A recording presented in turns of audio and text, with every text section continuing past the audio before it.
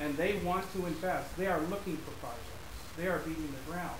And so another thing to think about as tribes progress is that one is we are going to grow. So growth is inevitable in some form. And I'm not saying we want to grow crazy and build skyscrapers everywhere. Because as Native people, we do want to manage how that growth happens. But it is going to happen because we need it. We need housing and we need jobs. We need livable wage jobs, the same as other Americans. And so, anyway, just food for thought on the capital side. The capital's there, but also to look at it, I think to look at the positive side, again, if we create these collaborations and we create actual plans to do things, the capital is there. And it's there for a good price also. And so there's many benefits, again, to be had through this collaboration. Some of the other work that we're doing is technical assistance. I've been working with Round Valley on a convenience store project. And we also provide, we're providing the tribes with SEDS. This is all part of our SEDS planning. So this plan is a regional plan on behalf of the 10 tribes here in Mendocino County. And then we're looking at helping the tribes build their own capacity to develop internal commerce. So that means they could actually license their own tribal members to go into business. And as tribes purchase property and do other projects, they could actually even put a tax on those businesses or those individuals. Development of commercial codes and actually licensing their entrepreneurs and their businesses. And so there's a lot to what we're doing. But I think for this conversation today, though, as it pertains to the county,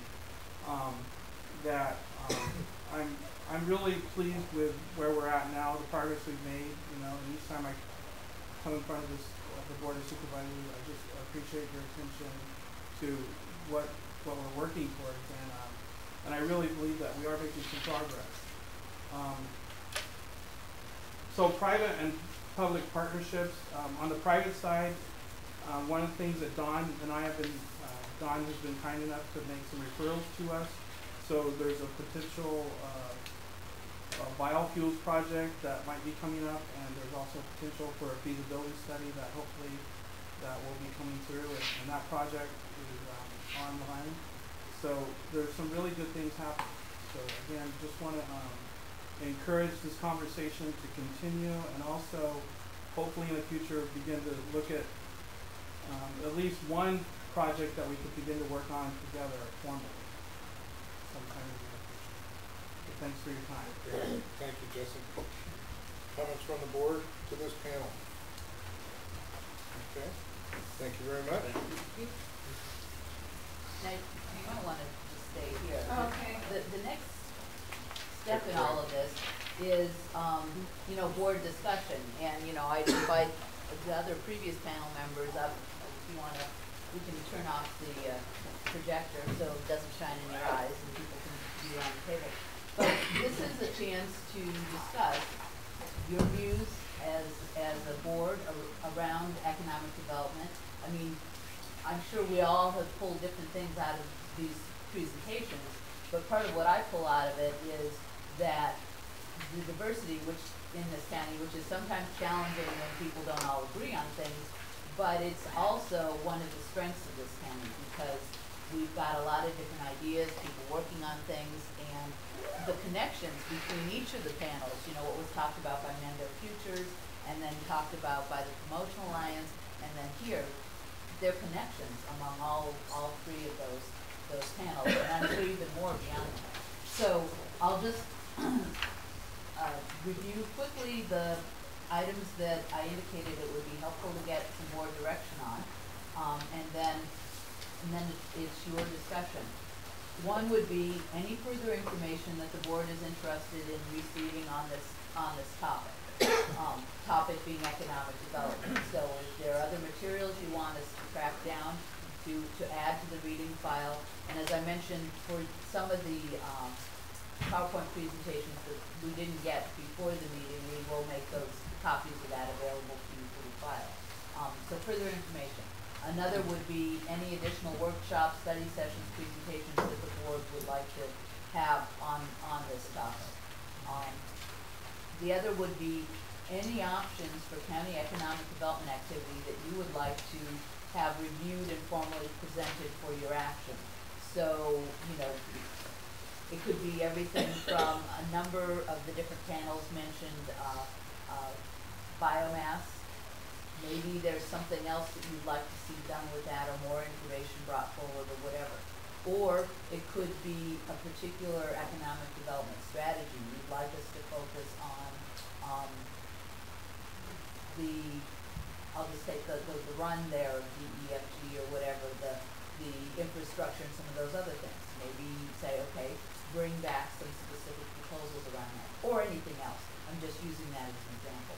So any options for things that you would like to have reviewed and formally presented for some kind of action on your part.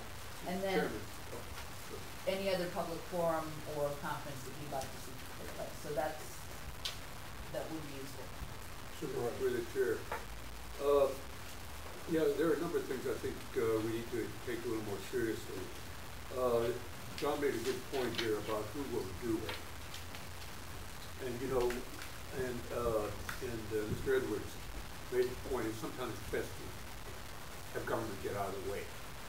Okay, so if you're a running back and you have a lousy blocker, it's better to have no blocker than have somebody who thinks he can block and keeps taking a trip over.